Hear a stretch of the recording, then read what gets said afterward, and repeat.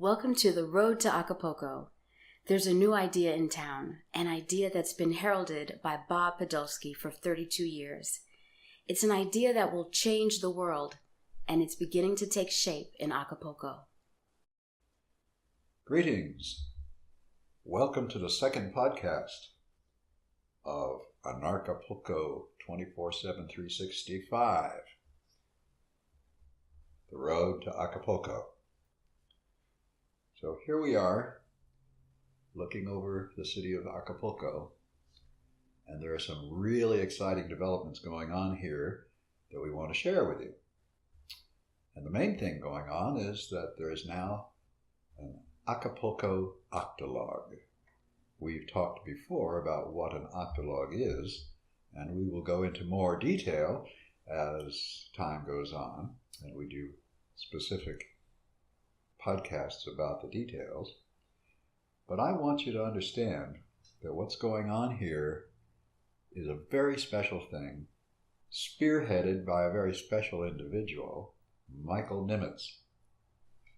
He attended a workshop last February in which he got exposed for the second time, actually, to a concept we call an octologue, which is nothing more than a small group of people with a special way of interacting.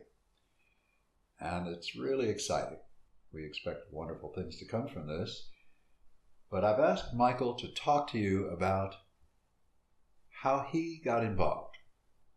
What was it that turned him on to this new technology? What was it in his experience, in his history, that made this something special, something worth putting time and energy into? So, Michael is an entrepreneur. He is living permanently here in Acapulco, and he's very successful. He's had numerous successes, amazingly so, really. And here he is to tell you his story of how he became an Octologue entrepreneur. Michael, it's all in your ball court now. Well, thank you, Bob. I appreciate having the opportunity to talk about this. You know, we discussed, or I explained a little bit in the first podcast about, you know, my initial understanding of why the Octologue was such an important discovery and idea. And, you know, I think today we're going to talk, you know, I was going to talk primarily about how we established the Octologue here in Acapulco, and possibly some of the things that I found interesting. And one of the things that, you know, although I really grasped the idea of the ethical component of the Octologue being important, I guess I'll start there. Okay. Because I had an experience where I was on a jury, and I had it seemed to me the case was pretty clear cut, and so I was actually the foreman of the jury, and so, you know, we went back to deliberate from the case, and it did, you know, I thought as the foreman, I said, oh, well, let's just take a vote. This should be pretty quick. I've got I think I know what I'm going to vote, and I'm hoping that everybody else does the same. And so we took a vote immediately, and surprise, surprise, I was on one side and 7 other people were on the other. And so, you know, we talked about what the problem was, and as the time went on, it became clear that the jury, the other people in the jury, just didn't have a clear understanding of what was ethically right. The person that had been charged with a crime hadn't hurt anybody, and that was a big problem for me. There was also other details in regard to that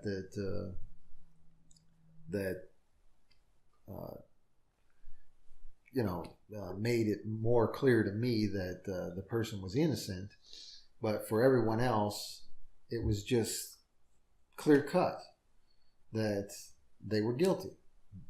And so this went on until it couldn't go on anymore. The judge, of course, was very unhappy with me, and the rest of the people were unhappy with me because this we deliberated all day into the night. Had to take a supper break, and needless to say, I didn't relent. I kept to my guns, and for me, it really became clear that one person's ethical constraints in a circumstance like that can make the difference. And so, I felt it was a very powerful lesson for me. And I felt as soon as I saw the Octologue and the way that decisions were, how decisions came about, that everyone had to agree this was the action that was going to be taken, meant that it really was powerful in regard to the ethical considerations. And certainly if 8 people were educated on those ethics, that it would be even more powerful. And so for me, that was really the thing that spoke to me about the Octologue, that made it entirely unique and different. And then applying, being I guess an anarchist or a voluntarist, we always have these arguments about, or we see these arguments about the NAP, the non-aggression principle, and then how to apply that to other things, and how does that apply to what we do. The NAP is wonderful, but we're not doing anything with it. It's what we shouldn't do. And so that, to me, someone that really kind of has put himself in the position of being the guy that the rubber meets the road, that gets things done. I felt like there was something that I didn't have, a guideline for going forward. And I felt like the Octologue was the answer to that. And so, as you stated in yesterday's podcast, or the previous podcast, there's a lot of important improvements to the world that the Octologue represents. And so those are just additional things that I've discovered along the way. But in any case, when we started, when I was taking the workshop back in February, I immediately was excited about this opportunity, and I felt like immediately we had the people here in Acapulco to initiate an Octologue, and so I really wanted to get going on that immediately. Everyone else didn't quite understand, and so it was a little bit of a task to get everyone on board. And so that took a little bit of time. And so I, in my initial discussions with other people in regard to it, I felt like there was a lot of confusion, and it wasn't very clear to them that this was important. And so I put together an essay that kind of explained my point of view. And, I think most people here read it and still was a bit confused about it. And so, honestly, there was other priorities and things. And so for months, it just kind of got put on the back burner. until I got a call, and that was Bob. Okay. You called up to just kind of see, well, what was going on. Have you guys made any progress? And I said, well, sadly, no. I've had a lot of other things going on, and it's been on the back burner. And so you kind of gave me a pep talk about why this was important, and I don't know if it was actually a pep talk, from your point of view, but for me it was, and I felt strongly that this idea was too good to be sitting on. We need to get on it. And so I made it a point that we're going to get on it. So that was just a few months ago. And since then, I've communicated with people, and essentially what I did is I put together a meeting here, and I've got a pretty nice place. Bob can attest to that.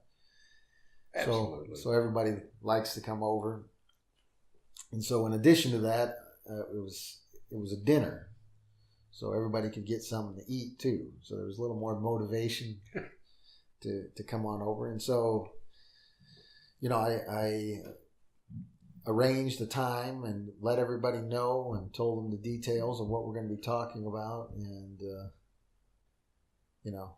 we'll see how it goes. And so I think we had somewhere between 15 and 18 people show up. So there was a great deal of interest. So maybe some of those people did read the thing and thought something of it, or maybe it was just the dinner. But everybody got to spend a couple hours listening to me talking about, why it was important to me that the Octologue be established here. And so quite a few people listened. And, so then I got back with you, talked to you about what feedback I saw in the folks and what kind of things I should do next. And I think the thing that stuck out to me was, just pick one more person. Just pick one person and add them to the Octologue, and then you'll have two. And then those two people pick another one, and it goes from there. So, how could it be any simpler? All I've got to do is pick one person. And so that's what I did. I picked Erica, who was on our first podcast, and Erica is a real magnet within our community. She's a great person. Everybody loves her, and so when she agreed to be the number 2 person in the Octologue, I thought, boy, we really got some potential. Everybody's going to pay attention. And so then from there, Erica made a suggestion. We picked the third person, which was Jen. Jen agreed to become the third person, and then we went from there. We picked another, Ryan, and then from Ryan, Nathan, and then from Nathan, Lisa. And that's where we are currently now. We're not 100% Octologue. We're just 6 of 8. We've got more candidates than we have slots at this point, but it's clear that this is going to happen. And I think as the meetings have gone on and more people have come on board and the explanations have become more and more clear about what it is that the Octologue represents and how it's going to help people, I think it's become ingrained in the people that are on board, and even the people that want to be on board, that this is something that's very important, and it is going to be helpful. And even if they don't see beyond just the group, it's going to be helpful. But looking out to the rest of the world, if we had everybody in Octologues, it's a whole new world. And so, I'm also grasping that how big this idea is. It's a huge idea. It's like the electric light bulb. It's even bigger than the electric light bulb. It's bigger than the internet. It's bigger than everything. And if I may, I'd like to jump in and comment on that. Sure. I would compare it with Faraday's discovery that when you pass a wire through a magnetic field, it generates a voltage. When Faraday first announced this in a paper that he delivered to a group of physicists, a woman in the group said, "Mr. Faraday, what possible use could this be?" And his answer was, "Madam, what possible use is a newborn baby?" And that really stuck with me when I heard that. Yeah. Because this is something that we cannot really begin to accurately assess the consequences, because it's way bigger than anything we've seen before. And it's exciting to think about manifesting it and checking it out, running the experiment. And that's what you guys are doing. That's what I'm doing with you. And it's very exciting. Yeah, and I think, just in the few months that we've agreed to, make this thing happen, and honestly, we're really not to the point that we're really making the Octologue function, as an entity that we're drawing energy from. I mean, we're still not even at that stage yet, but things are happening. I think everybody that's been a part of the group is getting something already. They're feeling a part of something, if nothing else. That's important. But more importantly, they feel like they have someone to help them with their goals, to help them with anything that's going on. And then also to have someone else to rely on. If something goes wrong, there's someone here that's going to pull them out. And, those things are very important. And, when you apply this idea to almost any circumstance, regardless of where you are, if you're on a spaceship or on a desert island, you've got 8 people, you can make things happen. And so that totally changes, I think, the whole conscious idea of what's possible. Mm-hmm. And also, how people are going to relate to each other. Because I think they're gonna start seeing the value that they have in each and every person that's around them. And then also, adopting the Octologue concept to doing things, so that even if I'm an expert in something, I realize that I can't do it alone. I need 7 other people. Well, strictly speaking, you don't need to always have 8. You can have 7. You can have 9. There are ways of working with the numbers to increase the flexibility of the group. But you have an Octologue of 6, and that's a great start. That is a fantastic start. Let me ask you one question that I think the listeners may very well be interested in hearing the answer to, and that is, of all of the novel, interesting, unique features that Octologues have, what feature do you think is ultimately the most important? Well, that's an easy one. That's the ethics. But I've already gone over that, I think. But there are a lot more things, and I think as people kind of wrap their minds around what this is, I think they're going to find that if they start applying this to all the different things that go on in the world, they're going to find that there's a lot of new things that they can derive from this stuff. We've been talking, Bob and myself, since he's gotten here to Acapulco, at length about a lot of different things. But Bob has a background as a therapist, and so in him describing to me his experience in that, he's been through a lot of therapy sessions, a lot of group therapy sessions. And to me, I think that is also something that can be thought of in regard to the Octologue. Mm-hmm. It's almost like group therapy, and group therapy is very productive. Powerful. Yes, indeed. Well, Michael, I want to thank you for sharing today your story of how you've incorporated the Octologue concept into your life. And I'm looking forward to further updates in the future, because I know there are going to be all kinds of updates. And I want to say to our listeners, tune in. Get on the road to Acapulco.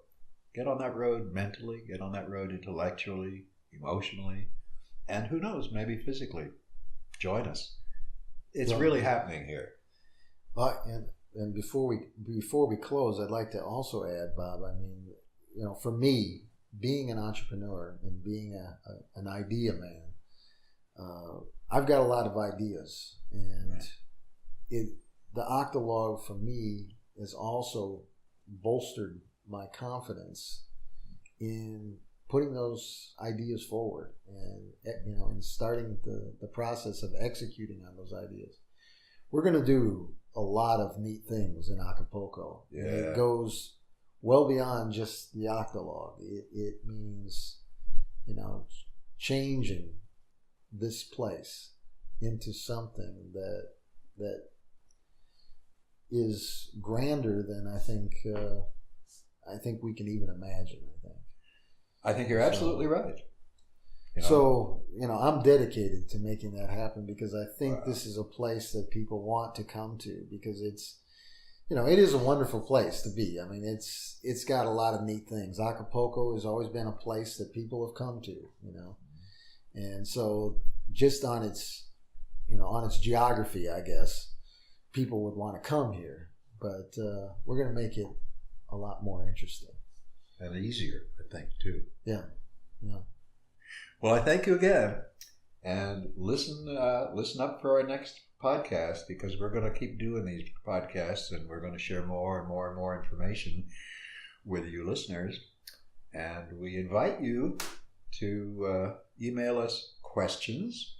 You can email me. My email address is Cronus, CRONUS, @titanians.org, TITANIANS.org, and we'll be happy to respond to your questions until there are more questions than we can manage, but we'll hang in there. So thank you for listening, and welcome to the road to Acapulco. Good night.